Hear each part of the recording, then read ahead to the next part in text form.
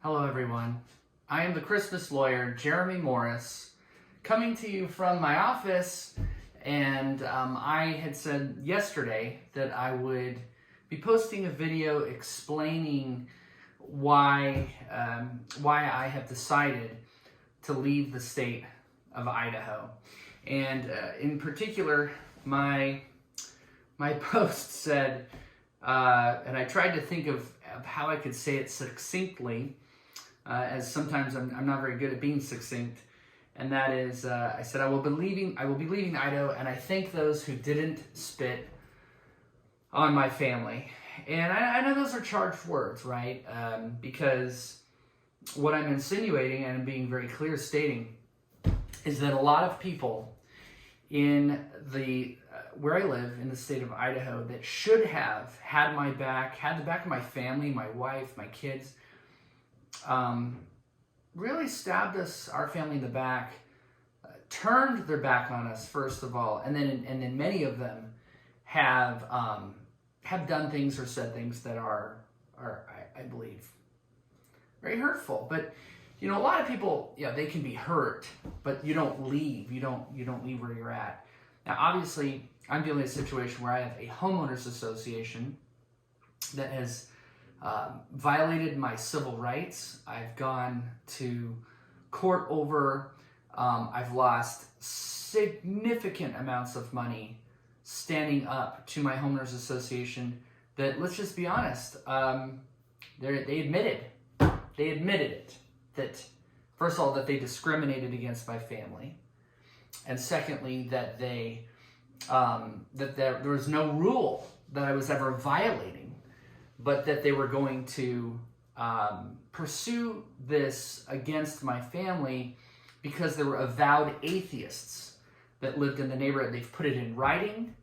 They told this to the sellers of our home.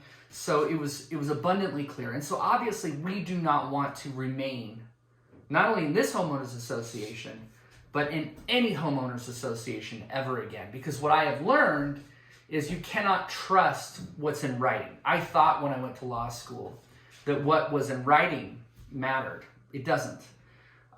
Because you can just have a group of neighbors gang up and say something means something else that something doesn't say, if you can follow that.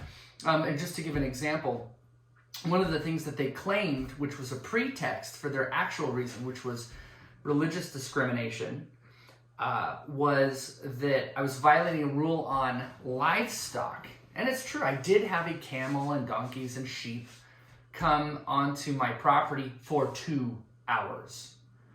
And as the seller of my home had pointed out to us, just as many in this neighborhood, this HOA had pony rides for years of children riding a pony for a couple of hours. So this was a camel that never spent the night on my property, that was here for 2 hours and then left. And this happened over up to a 5-day period. Sometimes it wasn't even here on those 5 days of my Christmas program. And remember, this is a Christmas show that was 2 hours long. So that's what all of this was over. But it wasn't really over that. It was really over good versus evil. So obviously a film was made about it. It was seen worldwide.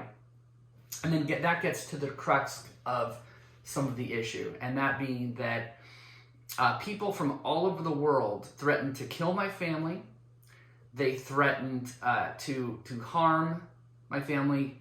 They said disgusting things to my family. And so it occurred to me that, number one, the first question was, how many people watched this movie? That would be a fair question.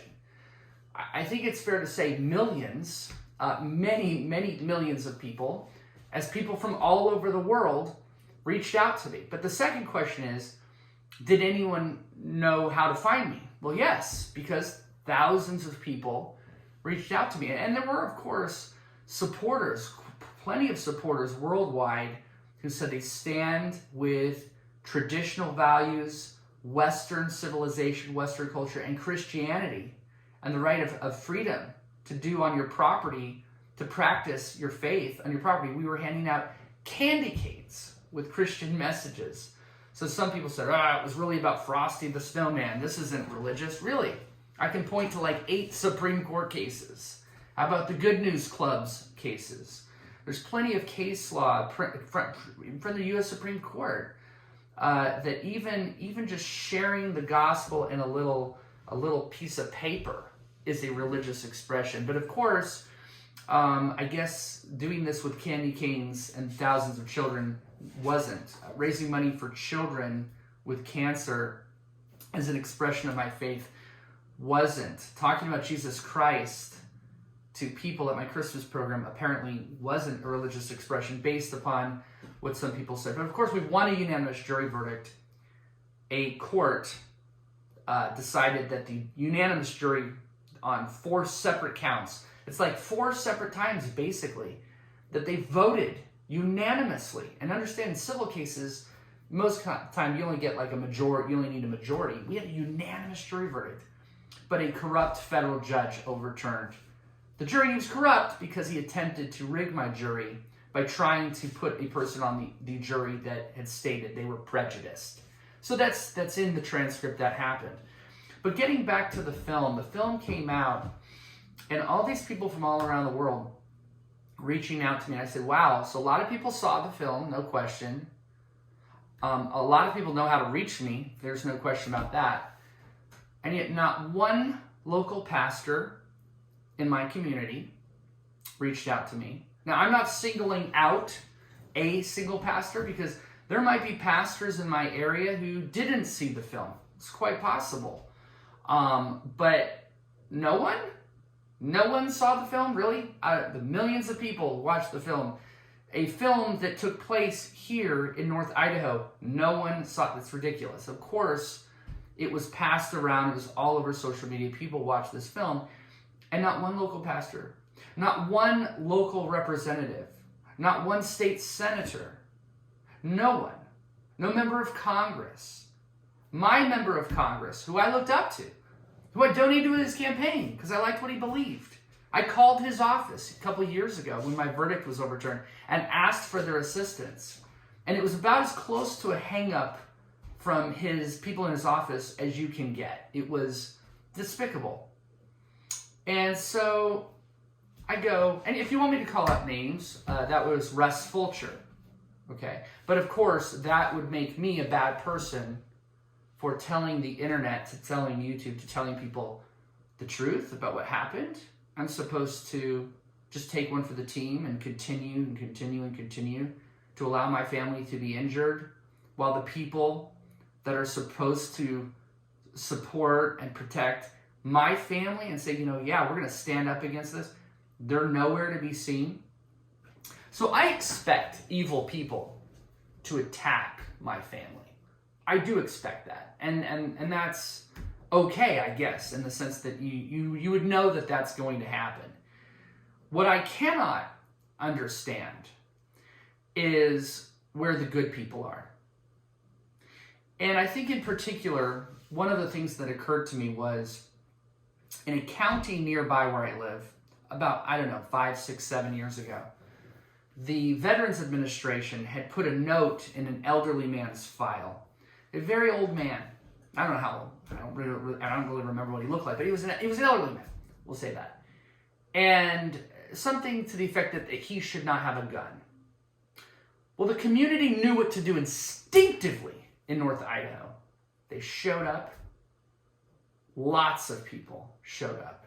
They formed a human chain. They blocked any attempt by the VA. I guess the VA can, I don't know if they can contact the ATF and agency to agency have a gun picked up. I don't know.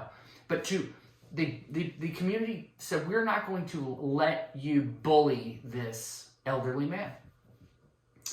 And then the sheriff came out and stood by alongside, arm in arm with the community in this man's front yard. And I don't remember how many days, but it was a while that these people said, we're not going anywhere if you're going to go and take this elderly man, this veteran's protection.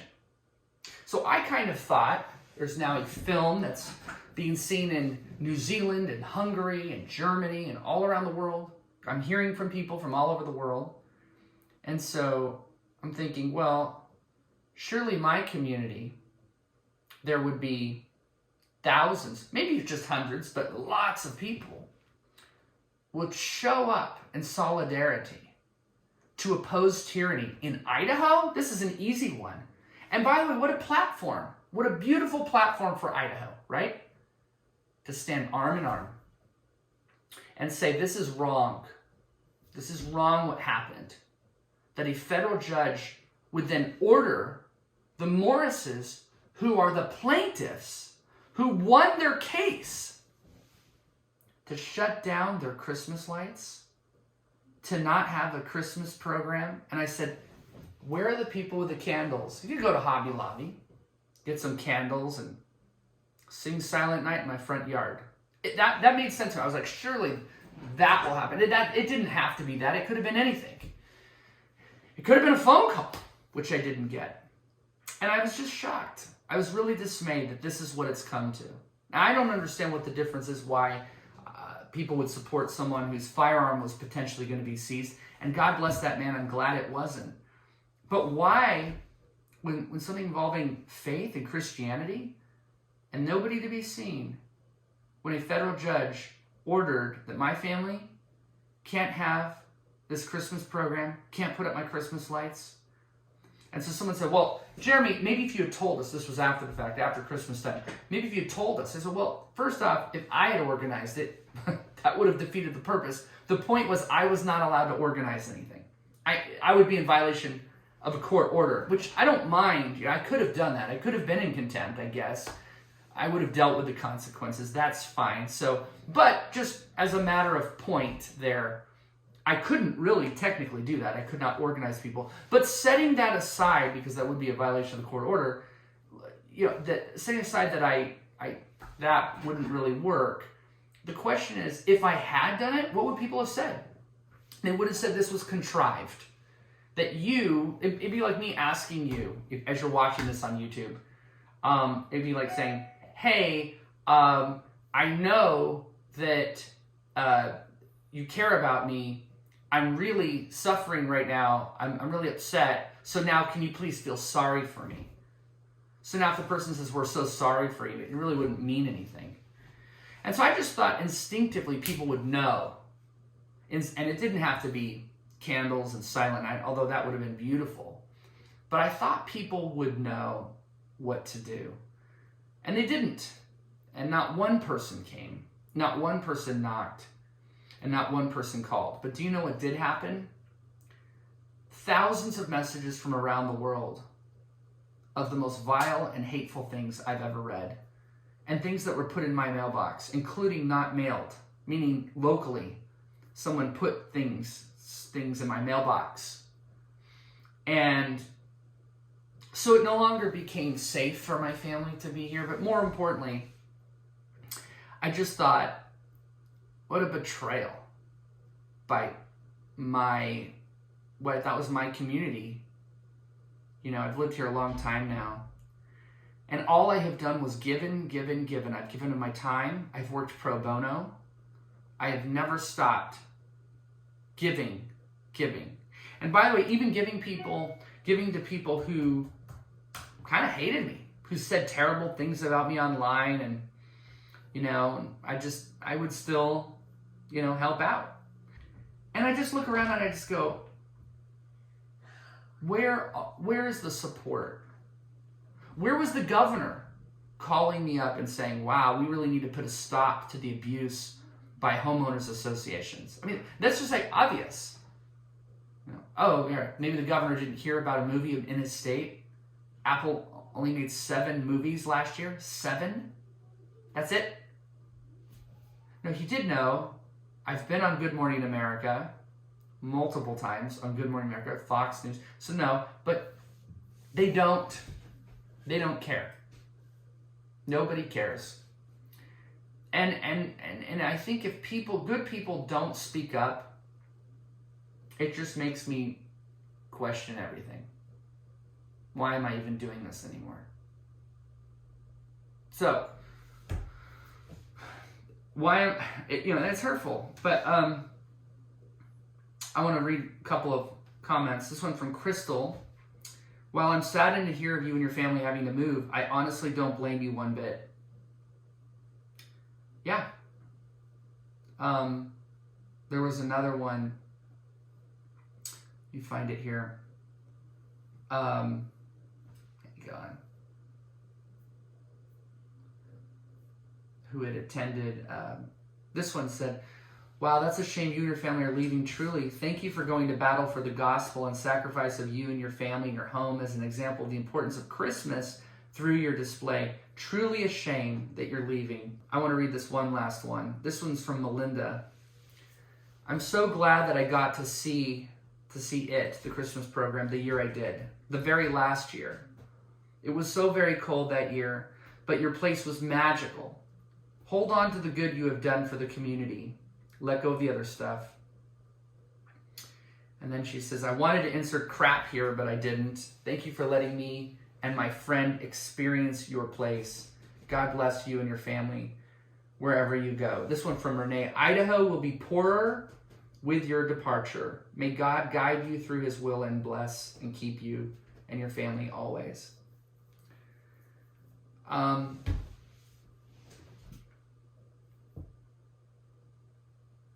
It's heartbreaking. I wish this whole story had ended in a different way, and it didn't. But this is the way it ended.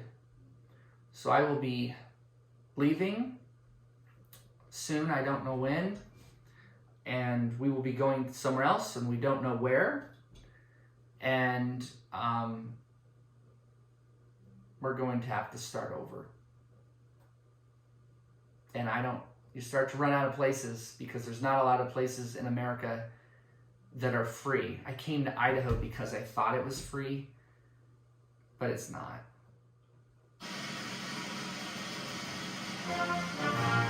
I'll see you next time.